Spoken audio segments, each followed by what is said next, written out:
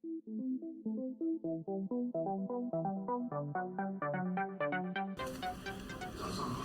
very good morning. Well, today, I'm trying to use Mandarin to give the following presentation because my presentations are written in English. Well, my topic must be very interesting, some of you. Yeah, the topic is about the alternatives to Supertall, super density, and also human-scaled neighborhoods within the megacity. Well, in China, I have already been working here in China for 9 years. Well, in China, there are some special characteristics.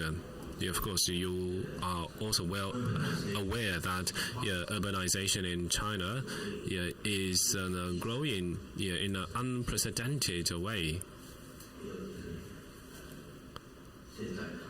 And currently, we can also see that for China's mega cities, we can see that it is not just the mega cities, but also the clusters of mega cities and across China, in Shanghai and also the Yangtze Delta region, and it is home to a population altogether around 50 to 60 million people. So that's why, in order to build up this cluster, it is very important to have further consideration, because in the past, we can see that, in China, there are two things. One is that, the cities are not just expanding, and we have also seen the establishment of new cities in China, and of course, we have also come up with more challenges. So then, the topic this year is cities to mega cities. We are already aware of a lot of challenges. And there are so many super high rises, and there are so many tall buildings, and how can we relate these buildings to the urbanization of cities? So is it the conflict between the high rises and the city or the urban planning, or we can harmonize the high rises and our urban planning? For Shui land, actually we have several projects, Xingtiandi in Shanghai and Wuhan Tiandi, and also Chuangzhi Tiandi, etc. in different cities. So we have more than 1 million square meters and community or land developers. We are not a building developer, we are a community developer. Since 1996, we had some basic principle. At that time, in 1996, our purpose is to build the communities rather than the building architecture alone. And for Xi'an, so actually we always attach importance to sustainable development, the sustainable development for the community and neighborhood, as well as to the buildings themselves. Well, let's focus on Wuhan Tiandi case. Well, maybe you can taste some flavor of Wuhan. It is home to a population of 10 million. So it is composed of 3 parts, Hankow, Hanyang, and Wuchang. And our project is located in Hankow. Well, actually, we have already seen it is a very populous city more than 100 years ago. It's also similar to the city of Shanghai. You can also see some foreigners more than 100 years ago. So you can also see it's an old map of Hankow city. So you can see that at that time, its urban planning was already quite well developed. You can also see some historic buildings in Hankow downtown. And you can also see that it's quite similar to the Bund in Shanghai. They are still there. And for our project, Wuhan Tiandi, well, it is in north part of the downtown area, around 15 minutes away from the downtown in the north. And now we can also see that the metro, actually the light railway, is under construction, and there's also one existing one. So 2 metro lines are connected to this project. It is also close to the elevated highway. So due to this the elevated highway, it is divided into 2 parts, side A and side B, located in the north and in the south. So actually, A should be in the south. Actually, B should be in the north. There's something wrong with the map. And we have also seen some old warehouses and residential area. There is still some traditional nice old buildings there. And also some old and also nice trees there as well. Well, in our master planning, just like other Tiandi projects, so it is developed by phases. For Xi'an, we always prefer to develop the projects step by step. For example, Xing Tiandi, actually it spent, we took us 19 years to develop to the current stage. Actually in 2005 we purchased this land, and then currently I think around 80% of the projects have been done, but it is still ongoing. So this is our preference to develop a place and step by step. So you can see this is our planning philosophy. So this is some of our ideas and to plan this Wuhan Tiandi project. We don't want to have too many zones. We hope that we can have mixed use as much as possible. We want to build more multiple functional areas, shopping mall and catering and offices and are mixed. So we want to build the complex rather than too segregated. So you can see this is a very huge place here. So actually, we subdivided into small pieces to develop them one by one. So we have very dense road infrastructure. So you can see this is a very dense and multifunctional and also compact development. And in the end, we also obtained the approval from the authorities, and of course we have some amenities and 2 metro lines. The red ones is the existing one, and the blue lines is the roads under construction and also under our own management. So these new roads will be used for public transportation. And in Wuhan, so it is close to the Yangtze River. So we have to make a full use of its green area and also the river resources. So we want to attract more resources into this riverside and green area. So you can see that we want to create multi-layers of public spaces. So this is one of our priorities. For some developers, and they maybe pay less attention to public spaces. First, you can see that in the streets and plazas and also the public parks are all our products. Actually, our product portfolio cover more than just the buildings, but also public spaces.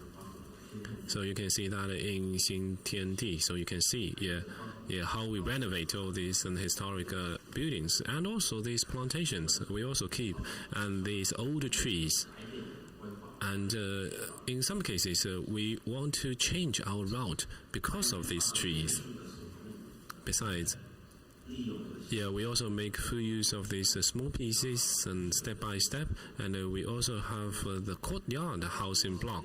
Because in China, especially in Wuhan, we want to have some new characteristics. We want to keep these courtyard housing blocks, and of course, the plazas and the squares and the parks and are also built. And also you can see that this community type, especially the courtyard housing, is not that often seen in China, especially for modern cities. So you can see, we have carry on this cultural heritage, and also we have set up a lot of public spaces. And currently for this community, 80 to 90% of the projects are already done. And of course, now currently the selling price is also the highest in the city of Wuhan. And commercially speaking, or the business-wise, and you can see different types of business modes. For example, some small stores, and also there are some traditional shopping malls. So we have the mixture of diverse business modes. So in 2009, this is the first project we opened in Wuhan. I believe that currently it is well sold and well recognized. And environmentally speaking, and we can see that we have preserved all these architectural characteristics. It is also quite compatible with an outside environment, and you can also see the curvaceous roads. And also we have a very good plot ratio. So you can see in the west end of Zhongshan Road, we also have the high rises for the office, and we also have two shopping malls. And last month, these two shopping malls were also open. And in the south, and for the high rises, we cooperated with Kalipak. So for the office building, it is also ready, and the tallest one is still under construction. So this is the tallest tower in this community. So this is the shopping mall, covering around 100,000 square meters. Well, it is not a traditional, very conventional shopping mall. From our perspective, well, actually, it is connected with the open space and a residential area. It is just a pure shopping mall in CBD. It is more connected with other parts of the community. And we have some other commercial complex for residents and office. And we are going to build another shopping mall inside B. And we want to extend our green land to the other side of the project. So you can see that this is open and a green area. So all the residents can have access to this public space and very conveniently. And also, technically speaking, and we can use some state-of-the-art technologies for more sustainable development in our community. And we have different types. You can see that we have a roof garden. I believe that the green roof is a very cost-effective methodology. And also the rainwater collection. Well, it is not that easy because in China, the water price is rather cheap. So for the rainwater recycling system, it is still pretty expensive. But we still want to do these recycle things. And also we have some educational facilities. And we have used some undeveloped areas and for farming. The kids can also plant the crops. And they can work as a small farmer, and they can be taught how to combine these green land to our facilities. So this is also important for the urban living. Well, for Shui, almost all the buildings are LEED certified, and we hope to build a sustainable neighborhood or community. Well, I think it is just the beginning. At the very beginning, we started to have the LEED certification. So we believe that this is a very good beginning for Wuhan Tiandi. So this is also one of the pilot or one of the first buildings certified by LEED in Wuhan. yeah, you can see some other lead certificates and some other certificates, and you can also see another UK certificate, because we have a partner who would also like to get a UK certificate. Yeah, now we have the Chinese green certificate and lead, and we also have a UK certificate. Certificate doesn't mean the sustainable development. As you know, that we should be very clear that in the end, we are not just to pursue the gold certificate. I think the energy conservation is our ultimate goal. Well, you can see that today, for Wuhan TNT project, over the past 12 years, and we have already completed 80 to 90%, including residence and also the open space for business and commerce and shopping mall, and also office and building. Some are under construction and some are in operation.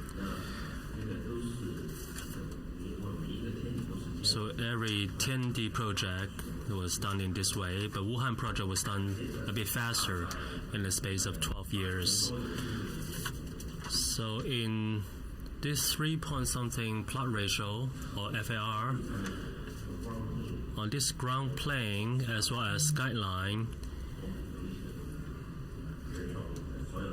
let's say for all the residential project, we'll have urban design skyline. It's all towers. We actually have a manual that they have to follow the guidelines in that manual. Therefore, high rises, low rises, and public space are all connected. So that's the Paddy Club, where they help us to develop some high rises. Therefore, from that angle, today's conference is on CTBUH, on super high buildings versus urban habitat. I found this an interesting topic. Most importantly for us is not to look at the project from a bird's eye view. Rather, we should take the perspective of inhabitants, people who are involved in the project. This space is open up, and they have enjoyed this immersion. That's something we feel special, because for all the TNT projects, that's really what we want, to present that type of experience. Other than the success of the Wuhan TNT project in itself, will also help to bring up other communities in the neighborhood. Other communities in the neighborhood have also seen some thriving growth. The government of Wuhan were particularly pleased about that. That's another view of the project. The plot A in the south has been fully developed, and we are still developing the other plots. The two plots were quite difficult to connect it. We are not in a position to change the topography. So for 12 years, we have received awards by CTBUH. Therefore, I'd like to extend my appreciation to the consultants. Our thanks also goes to the architects, Ben Wood, Pauli, Pamadan, Tianhua, as well as other architects. As also, landscape is very important. Bright Law, WAA, as well as our sustainability consultant. They also have our thanks. With the few minutes left, I'd like to try to attack the topic of Supertall, super density, and vis-a-vis human scale neighborhoods. First of all, good cities or mega cities, they were built by communities. They are not the results of ensembles of buildings.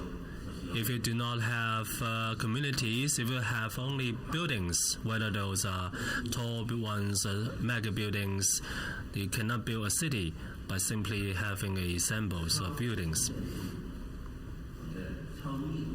Secondly, super tall or super dense projects may live together with human scale neighborhoods. A Sun neighborhood can coexist with a super tall, super dense project.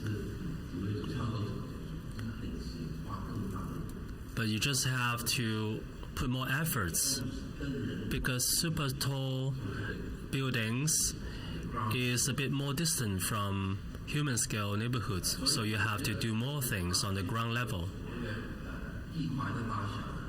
From the size of the plots, the density of transportation network, you have to develop a great human scale public space, and also you have to look at the ground plane of the tall building. There was a frequently asked question: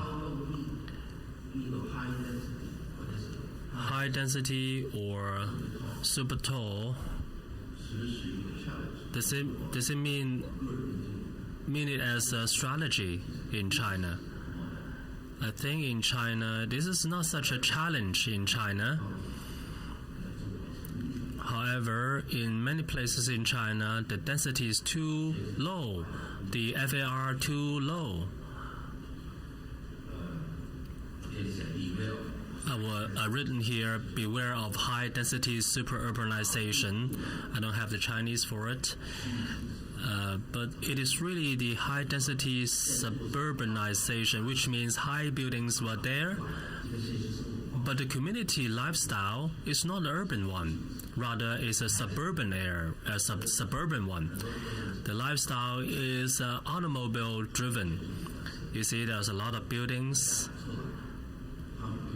but they have to drive around to where they want to go. Your lifestyle is not an urban one. It's energy intensive, low efficiency, high commuting duration.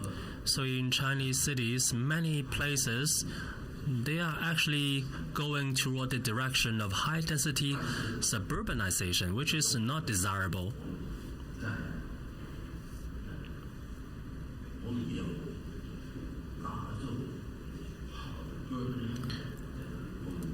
Now we want to build a human scale and human-centric neighborhood, and that can definitely coexist with super tall, super density buildings. And we have all the skills necessary to accomplish that. The only thing missing is whether we have made up our mind. If we made up our mind, we have everything that it takes to make it happen in China. Thank you.